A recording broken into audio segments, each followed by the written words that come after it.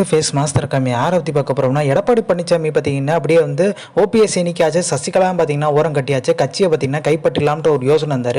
இப்போ அடிமட்ட தொண்டர்களே கோச்சு போயிட்டாங்க. இந்த எம்பி எலெக்ஷனு 2020 சட்டமன்ற தேர்தல் கூட பெரிய லெவலில் பார்த்தீங்கன்னா எந்த தொண்டரையும் பாதிக்கலை. அப்போ ஓபிஎஸோட இணைஞ்சிருந்தார். ஓரளவுக்கு டீசெண்டாக பார்த்தீங்கன்னா 10 வருஷம் ஆட்சியில் இருந்தாங்க. ஒரு அதிருப்தி இருக்க தான் செய்யுன்ற மாதிரி மனநிலையை மாற்றிக்கிட்டாங்க. ஆனால் இப்போ அப்படி கிடையாது. 40 இடங்களும் தோல்வி.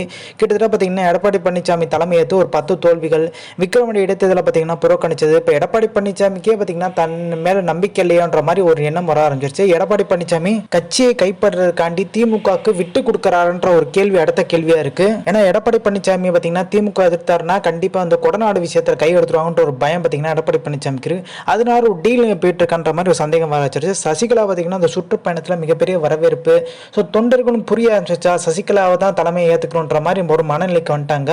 ஓபிஎஸ் பார்த்தீங்கன்னா வாழ்த்து சொன்னது, நிறைய மாஜிக்களும் பார்த்தீங்கன்னா சசிகலாவை வந்து மிகப்பெரிய லெவல் பூஸ்டப் பண்ணிட்டு இருக்காங்க. சைட்ல இருந்து பார்த்தீங்கன்னா அவங்களுக்கு ஆதரவு கொடுத்துட்டு இருக்காங்க.